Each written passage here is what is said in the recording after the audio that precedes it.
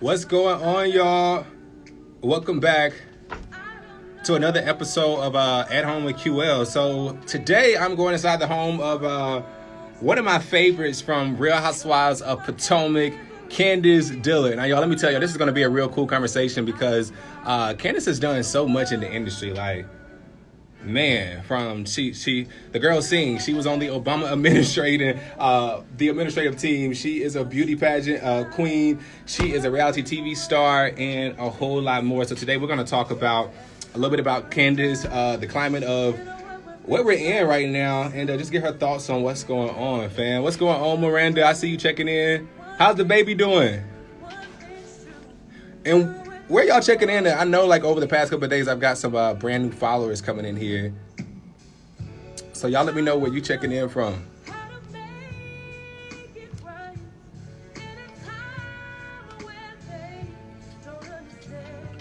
Wild, right? How y'all been, though? South Carolina? What's good, South Carolina? My hometown. Candiace is a Southern girl, too. She's from the ATL. Now she stays in D.C., of course, taping the show. So this will be real cool to get in contact with one of my Southern sisters.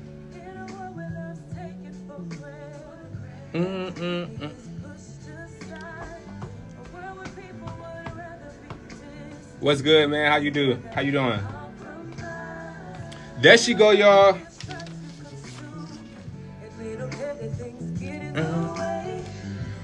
Here we go. Let's see, can we get it?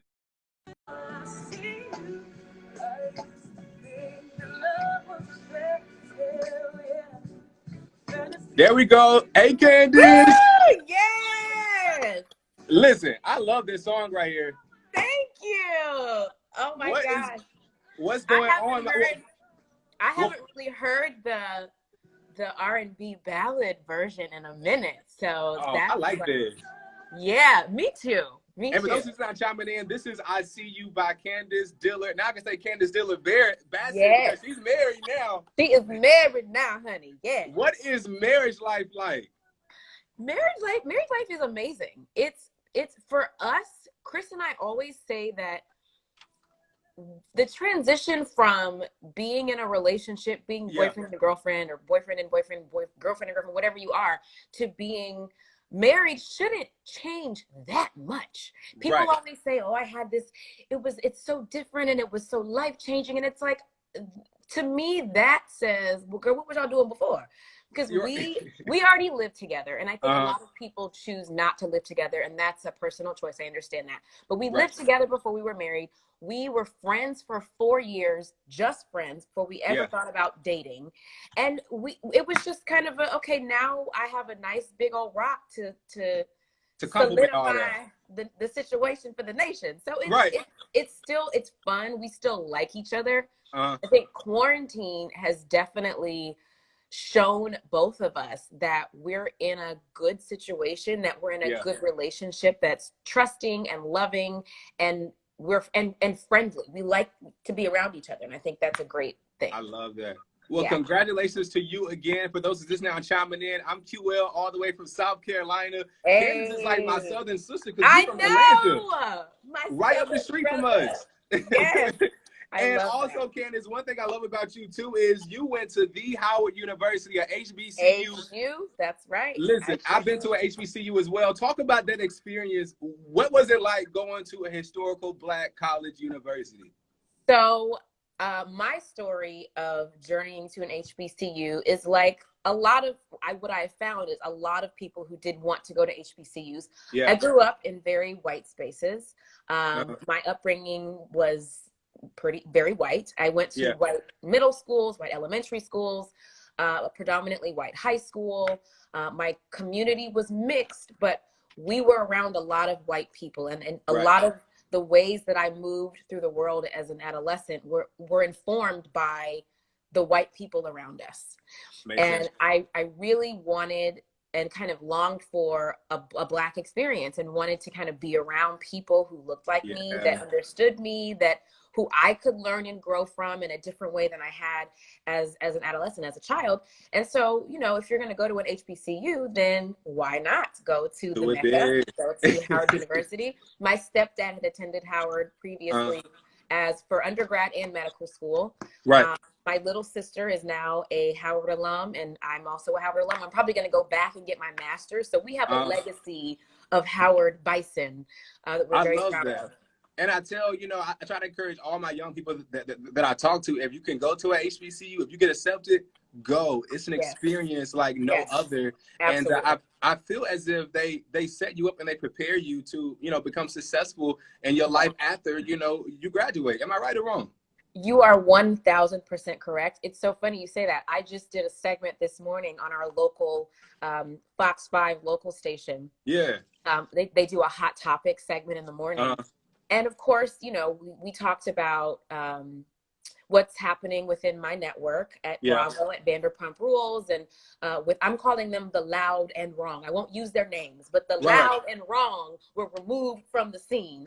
I talked about it yesterday on the show, Candiace. I couldn't believe that. Yeah, so I was talking about that, and my one of my Howard sisters, who is also a graduate of the John H. Johnson School of Communications at Howard University, she said to me, yo, like, when are you running for office? Like, when you were on TV this morning, like, you could tell that you are a graduate of Howard University. Yes. So, all that to say, Howard absolutely prepares you for life. It teaches you how to be scrappy, how to be savvy, how to be storied in the way that you express yourself. It's an experience that you can't get. Yeah. There's nothing like being nurtured by your own. Nothing like that. That's right. Yeah. I mean, because even the relationship that you have with your teachers and, you know, I mean, some of the professors on campus, it is totally different. Yes. When I tell you, there was some teachers that you can call at 9 o'clock at night because you can't get this homework done, and they will stay on the phone to help you get through that. They care. Yeah, they look at you like children, like nieces, like nephews. They look at you like you are one of their own because you are. And there's just nothing like it. But one thing my dad used to tell me when I knew I wanted to go to Howard, he said to me, I support you going to an HBCU, but I want to make clear that the experience that you will have there is not indicative of the real world. And I didn't know what that meant until I left. And you are sort of re-emerged and reintroduced to the real world that includes more than just the cocoon of being around people that want to support you and see you win. And it is an adjustment. So that's something I will say to people that do, you know, take that leap of faith and that step to attend an HBCU. It's an amazing experience, but also do an internship, you know, in the city or in the town where you live. Go out of state for an internship in the summer, just to kind of check and balance yourself so that you are not culture shocked when you leave. Yeah. Candiace, you had mentioned something. You said that you was on air this morning and someone asked you, when are you running for office? Now, I know that you actually worked on the Obama administration. I did. Yes. What was that like? And like, what differences do you see between Obama and, you know, who we got in office right now? We don't have enough time, QL, for that. But yes, I am a proud alum of the Obama administration, of the Obama campaign, the 2012 re-election campaign. I work in the Offices of Public Engagement and Intergovernmental Affairs.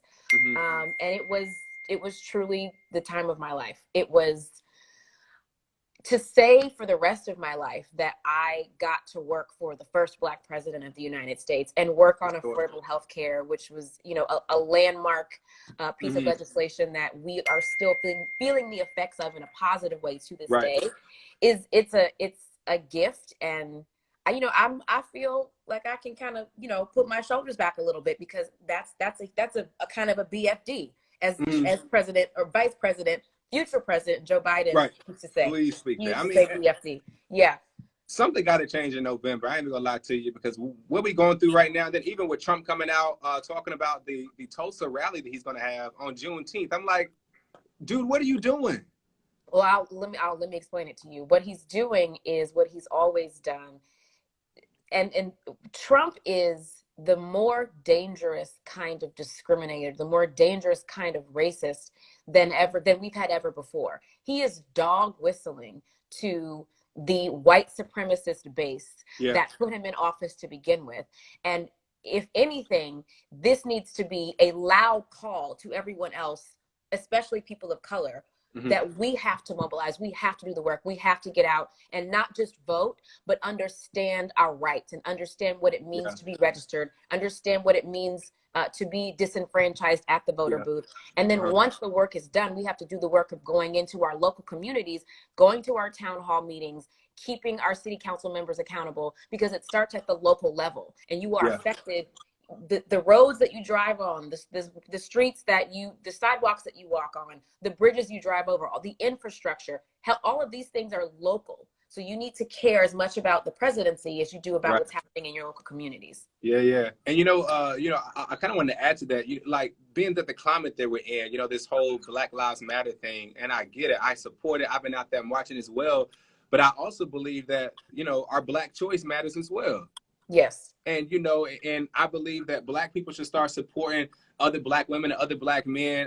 And I say that because I saw this post when this lady, I guess somebody was out marching, and they were a couple, and they were, the woman was white and the husband was Black, and this Black girl, she came on the post and she was pretty much going in at the Black man because he had him a white woman. And it kind of just made me think. I had this conversation last night. I was like, well, we're talking about Black Lives Matter, but I think Black choices matter as well. And if it's my choice to marry a white woman, why can't I marry a white woman without you judging me about it? My God, that's a whole word. Yeah, I'm telling you. Yes. I think that, and I had a conversation with myself that I'm going to post a little bit later, about the ways in which we have to have foresight. This is an unprecedented time in the lives of Americans as a whole, but especially in the lives of Black people and people of color. This is a revolution.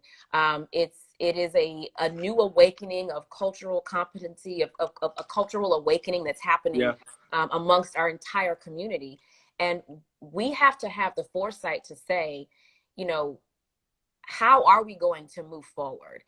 Are we going to allow space for white people and others to make the mistake and then correct them before we just cast them out and call them all the things we've called them in the past? It feels to me like there is a change brewing, more so than ever before. And we've protested and we've lobbied and, we've done all of that in the past.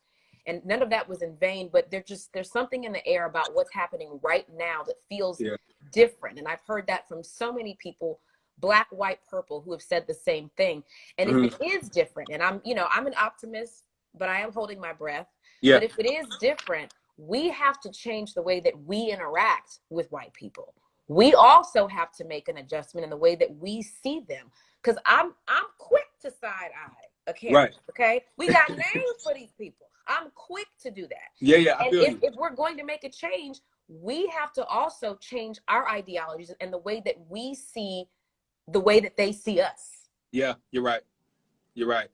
Candiace, let's switch gears a little bit. So you are an artist. You are a CEO, entrepreneur. You're still helping pageant girls. I mean, how do you balance all this? How do you do all this? I mean, and even during this quarantine, when I tell you are working all day, like all day, interview after interview after interview after interview, I'm like, when does this girl sleep? How do you balance it all? That my publicist is on. He's on fire. Yes. Shouts outs to Warren though. Warren is a real cool dude.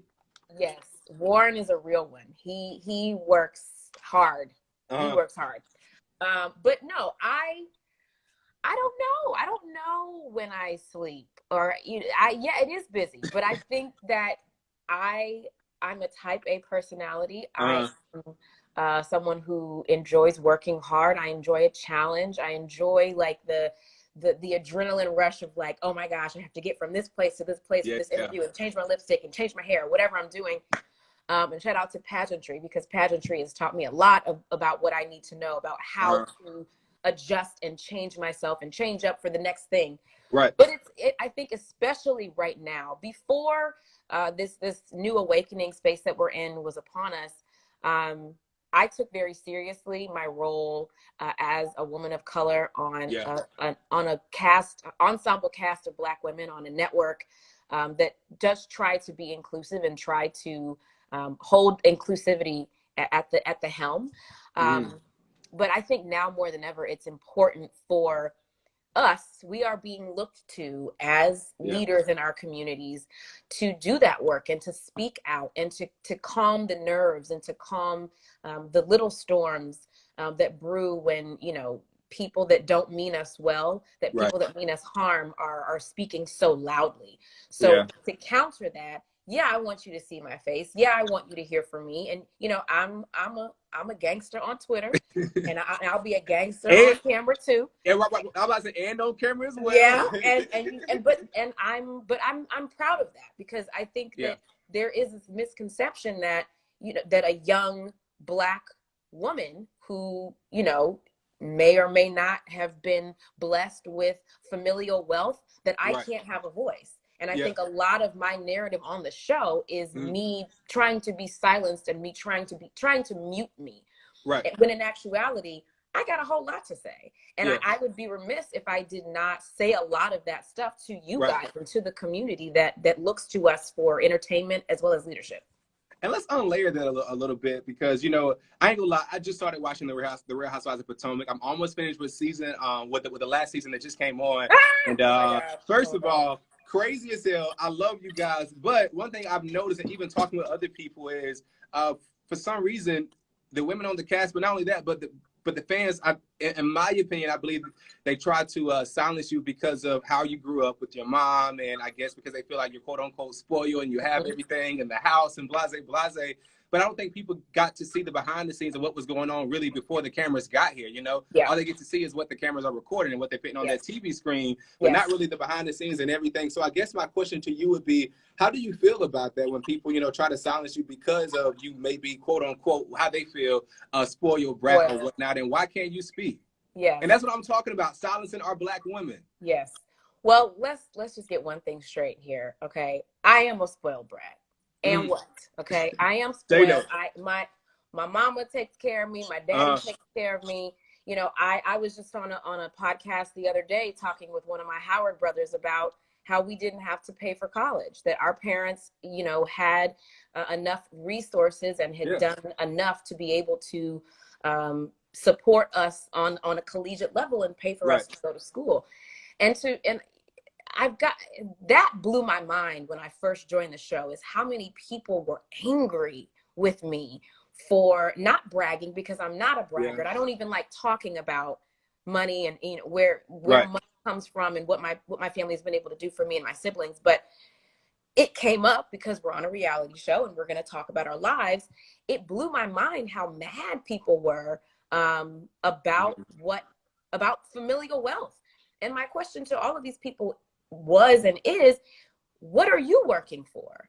All of you who have, you know, are working your 9-to-5s, working hard in your jobs, working your businesses, working hard in your entrepreneurial endeavors. What are you doing that for? If you have children, why are you working? You're working to be able to provide and build something for your children, for your family, for yourselves. My family has been able to do that for me and for my siblings. And my parents don't come from, you know, we're not Rockefellers out here. Okay, my parents come from a really small town in Demopolis, Alabama, and they have worked and toiled hard to be able to provide for me and my siblings. And I'm not going to hide that or be ashamed of that, because that is literally a part of the resistance, is being angry with a Black person for building an empire for their Black family and for their Black legacy. And I said this on the radio the other day, and, you know, they kind of fought at me for it, but I believe that, you know, some of us is a part of the problem. You know, like, why can't we be happy for our next sister or our next brother who may have this, and we don't have it yet, but we're working towards it, you know? Exactly. And the more of us who get put on, because we still live in a world where we're other. We are not, we're not a part of the in club. And we've done a great job, and that's why I love being Black, because we do a great job of creating our own everything, our own schools and colleges, our own sororities and fraternities, our own health, everything. We are good at creating our own everything. But there needs to come a time, and I think it's happening now, where there is a reckoning that says we shouldn't have to be over here sequestered in the corner. But in the meantime, in the in between, I think we have to remember and be okay with the fact that some of us are going to get there before others of us will get there. Yeah. And you don't know who can put you on. The more of us who make it, the more of us who get put on. And that ultimately should be the goal in a community, is to help each other elevate. You're right.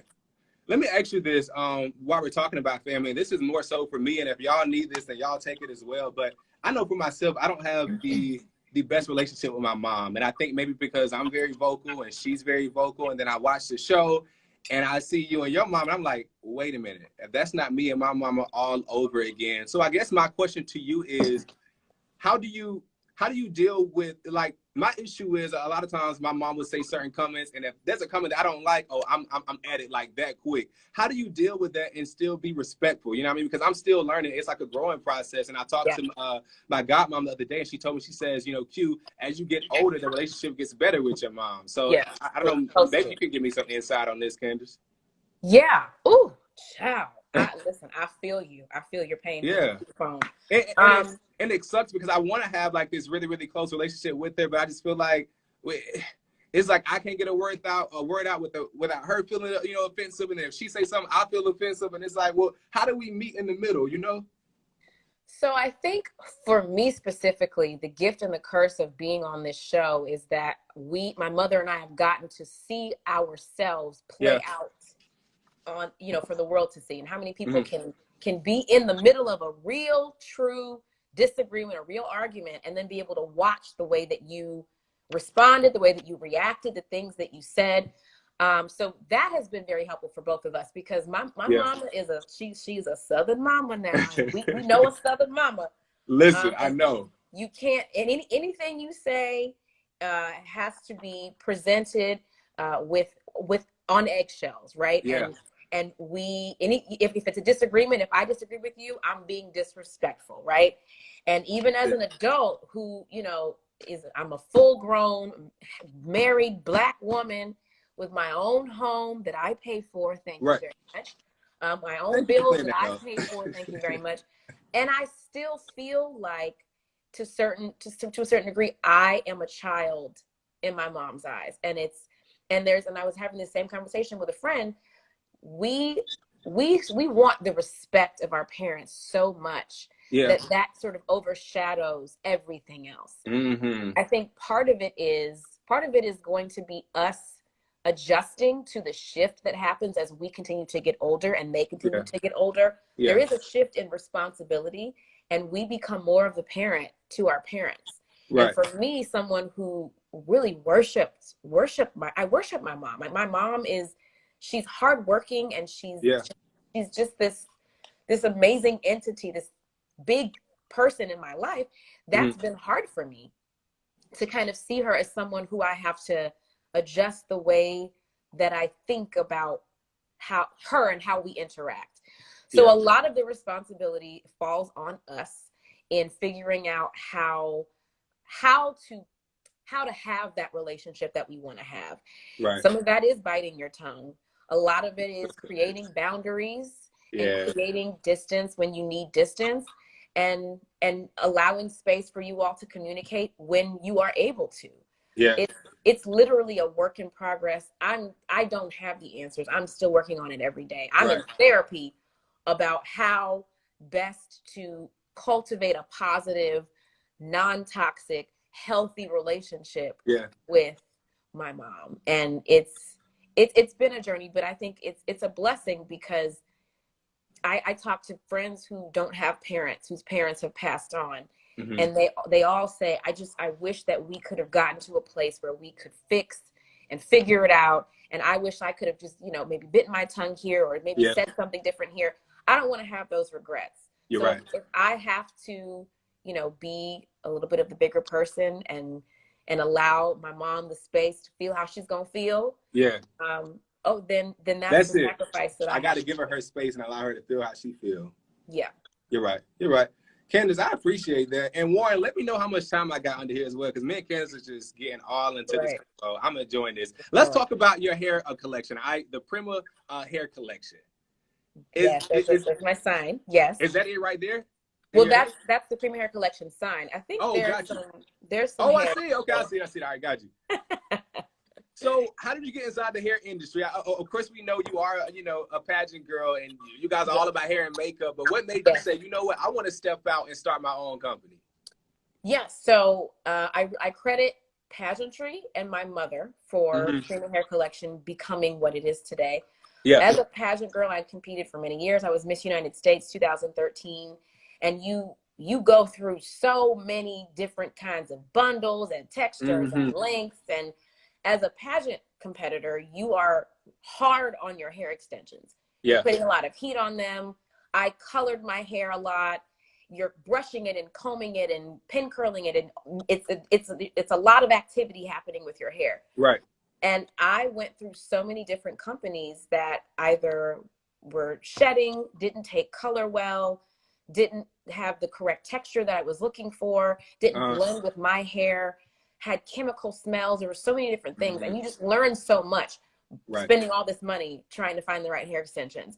And it was my mom who said to my sister and I, well, you all just know so much about hair, because we used to tease her about her hair. Yeah. And she said, well, y'all know so much about hair, then you need to start your own hairline. So she gave us our initial investment of about $5,000 to do market research. And we took about 2 years to search through vendors and talk to different vendors and stylists and beauty industry professionals to make sure we were bringing the correct product and the right product that we would wear, that we would believe in. And that is Premium Hair Collection today. And I'm really excited because our newest texture is the Catalina Brazilian Kinky Curly. And I love it. Okay, now you got to break that down to me, because I don't know what that is, Candiace. So Kinky Curly is essentially the hair that grows naturally out of my head and a lot of women of color. So I think there's this misconception that if you wear the bone straight Indian 22, 32-inch bundles, that you somehow hate your hair, you hate your culture, you hate your blackness, because that's not your natural hair, which is not true, because especially as Black women, we change our hair as often as we change our minds, and that's our business. Okay. But with this new texture, the Kinky Curly texture, I love it because it celebrates our natural texture. It blends so easily with my own natural texture. And it takes color well. It's 250% density, which means it's very thick. I hate spending a lot of money on hair extensions and it's, rail thin and you can see through it. This is thick, it's luscious, and it's really for the woman or the man, whoever, that wants to make a statement. So I'm really excited about that texture. You can get it right now on premiumhaircollection.com and check out all of our other textures as well. Cool. And Brandon is just now checking in. Today is Brandon's birthday. He was the one who requested you actually be on the show today. So I reached out to Warren, and Warren made it happen. Just so happened to happen on his birthday. And he's a huge fan of your show. He actually listens here in Greenville. He was like, yo, you got to get Candiace on. And after he requested, somebody else requested. And I was like, I'm going to reach out to her people and make it happen. Yes. Okay, well, Brandon, here you go. Happy birthday to you. Happy birthday to you. Happy birthday, dear Brandon. Happy birthday to you. Woo! Happy birthday, Brandon. Yes. Candiace, before you go, let's talk about Netflix, okay? Yes. You have this new show. Tia Mowry's in it. Yes. I believe the show Loretta is called Devine, Family Reunion, right? Mowry. Is it Family Reunion? Yes. Talk about it. Tell me about it. Yes. So Family Reunion on Netflix. It stars Tia Mowry, Loretta Devine, and Richard Roundtree. I love this show so much because it is a Black show about real Black families and what goes on in a real Black family. Essentially, it's shot in LA, but it's set in Georgia. So I identified so much with a lot of the Southern upbringing that Loretta Devine and Richard Roundtree bring to the show. Yeah. But it's great because it's a sitcom, so it has the comedy, but the Black writers on this show have done such a great job of showcasing the true dynamic of a Black family. And that's really why I was so excited to be on the show, because I watched beforehand. So this is the second season. I play a really interesting, crazy character named Sunita Chanel. She is a hot mess, and I think people are gonna love her. When we were in the in the room reading the script, I was so surprised at how many laughs I got just from the cast and the crew while we were reading. So it's getting onto the set and being able to film this really interesting character I'm excited for everybody to see it. I'm pretty sure it's going to air this fall. They kind of had a lapse because of coronavirus, of course. But there will be a big fanfare when it does air, because I'm going to make sure everybody knows to tune in. But yes, Family Reunion on Netflix.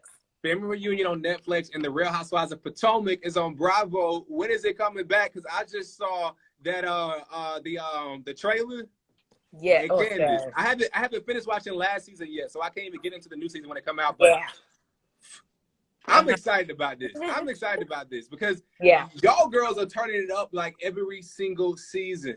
It gets crazier and crazier every season, and it's stranger than fiction. Like the things that happen on our show, especially since I joined, you can't write it. You can't make it up. It just wouldn't be realistic, but it happens. And you just and we're in just as much of shock and awe as the audience as things are playing out. It's like, is this really happening? Like, what are we in? Like, it's the Twilight Zone. So season 5 is going to up the ante for sure. You're going to get a lot of things. A lot of things will be cleared up. A lot of things will be made more confusing. So you'll feel the whole gamut. You'll run the whole gamut what you feel. But it's an amazing season. When it airs, I wish I had a date. We still don't have an exact date yet, but it'll be here sooner than you think. Trust me, this summer. I'm excited about this. Is there anything that you can tell us, like just anything that happened behind the scenes that you could just, you know what I mean, like something that we just look forward to? Oh my God. So hopefully I get to see more of you and your mom, and you guys are coming together. I do want to see more of y'all. My mom she's definitely a part of this season a little bit. And is Ashley still drinking and trying to have this baby? Well, Ashley has a baby now. She does. She had Dean. Okay, so I missed it then. Spoiler alert. I keep watching. Well, yes, at the end, I think at the end of season 4. So I'm in the season where you got married at. So I guess that's season 3. Yes. Okay, so that's where I'm at. Yes. No, I got married at the beginning of 4. Okay, so that's where I'm at, season 4. Yes. Because you got married episode 2. Yes. So by the end of 4, she is pregnant, and she has okay, so I get to watch it. Okay, cool. She has a whole entire baby, very cute baby named Dean. But yeah, there was some talk about that, and there's talk about other things, and you kind of saw there's some stuff that happens with her and her husband that is a continuation of the drama, and of course there will be a lot of resolution around what happened between myself and certain interesting characters. And I saw that. I haven't got to that episode yet, but I did see it. That was pretty interesting. That was pretty interesting. But let's save that for the new season. Right, save it for 5. Save it for 5. Yes, it's gonna be Candiace. Let's talk. Before you go, I do want to ask you just a few more questions, and one of those questions would be: after all of this is over, and I'm talking about the protests, the marching, the looting, the rioting, what do you feel like will be the outcome, or what do you want to see is the outcome after this is over? How do we move forward as, American people, not just Black people, but American people? Thank you for asking that question. I think that right this very second is the time for a shift to take place. There is a very, very, very, I would argue, the most important election of our lives, election coming up, a general election coming up this November 3rd, Tuesday, November 3rd.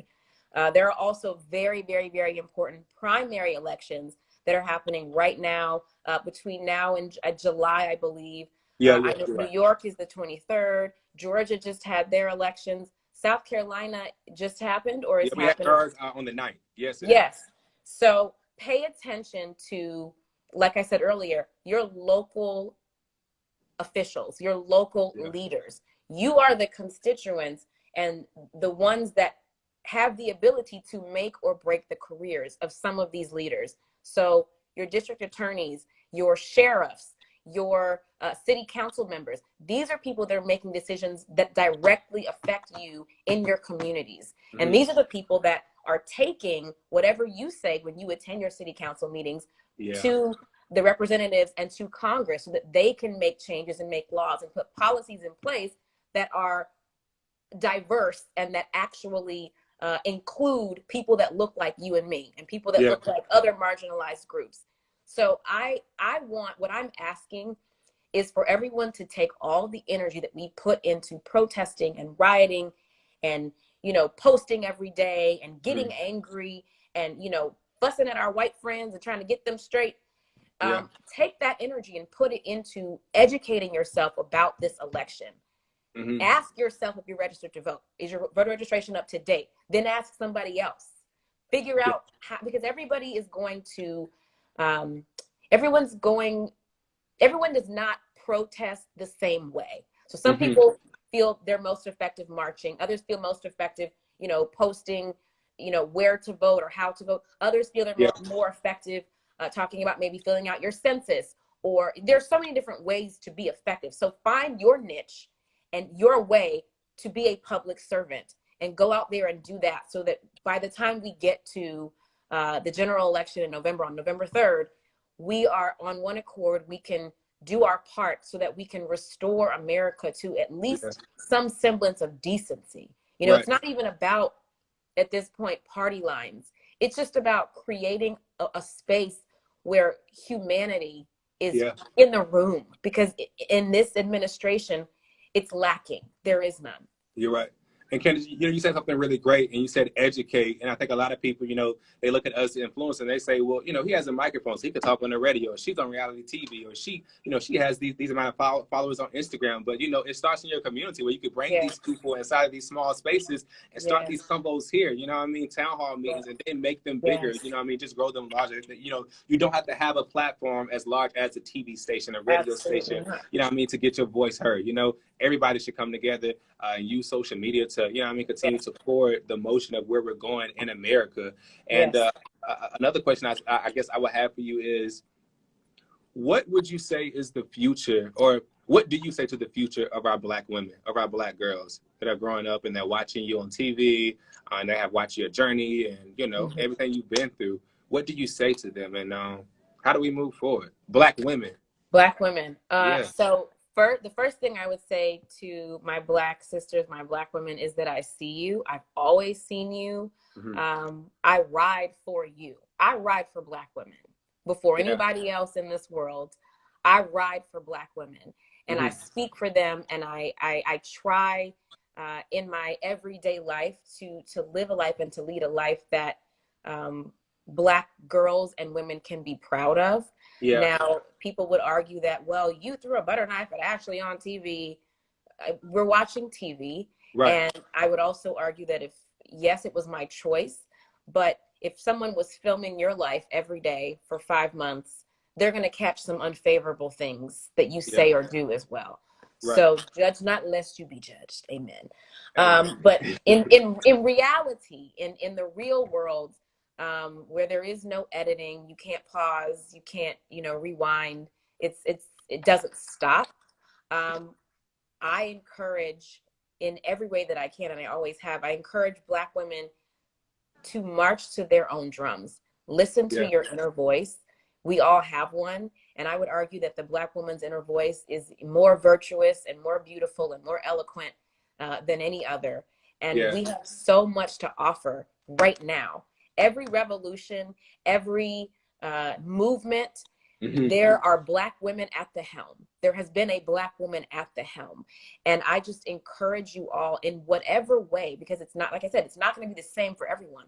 Find your niche and literally spread your Black girl magic everywhere, because we need you. If that means going back to school and getting an education, if that means being a great mom, if that means being a great wife, if that means volunteering at your soup kitchen, if that means volunteering at the polls, registering voters, whatever it is, if you do it, the magic will come, because it's in us. It's in you and it's in me. That's what I would say. I love that. Candiace, Dillard, Bassett, thank you so much for your authenticity. Thank you for using your voice, you know what I mean? Especially on a platform like such, where you know some people on these platforms and they're quiet because they don't want to say the wrong thing. And I appreciate you for standing in the gap and like, you know what, I'm gonna use my voice to to see change. So I appreciate you, Candiace. Shouts outs to the restaurant. So I'm coming to DC for the March on Washington. So I make sure I stop by the restaurant. Oh my gosh! In August. Yes, that's another thing too. I would love to see everybody in Washington, August 28th. 28. Yep. Yes, I will be there. I'm doing my show there. Shoes on. Yes. Yeah. Yes. And then is the restaurant going to be back open during that time? Hopefully. The jury's still out on what's going to happen with Myron Mixon's, but whatever happens, you will see Chris somewhere cooking up something for the people. So tell Chris I'm coming to get me a plate. All right. I'm like that next to come to the cookout and don't ever leave. He owes a lot of people plates, honey. So I'll let him know. We'll reserve one special for you, Q. I got you. Well, Candiace, I hope to see you in August on March on Washington. Yes. And congratulations on all your success. I see you is still on iTunes, family. Make sure y'all go pick that up. You got the Prima Hair collection, so go get that. And check her out on Family Reunion. It's on Netflix right now. Candiace, you're just doing the damn thing. I mean, you are busy. And I appreciate your time for coming on the show. Thank you for having me. Thank you so much. Yes, ma'am. Well, you have a good one, Candiace, and we'll definitely stay connected. Yes, for sure. All righty. Take care. You as well. Bye. Y'all, again, thank you so much. I am your host, QL, from the Afternoon Drive Home. You guys can listen to me right now. I'm on the radio. I'm getting ready to leave and go back into the studio. But just say, hey, Alexa, play 963 The Block, and you can check me out weekdays 3 to 7. Plus, this interview with Candiace is getting ready to be posted right here, and I'm going to post it on my YouTube as well. I connect QL everywhere. Here's my brand new T-shirts, y'all. It is what it is. It ain't what it ain't, because it really is what it is. It ain't what it ain't. ConnectQL.com/shop to pick it up. What up, Kevin? What up, Tyrone? I see y'all in the building. But I got to go, y'all, because I got to hop back on the radio. Love y'all. Peace. Blessings.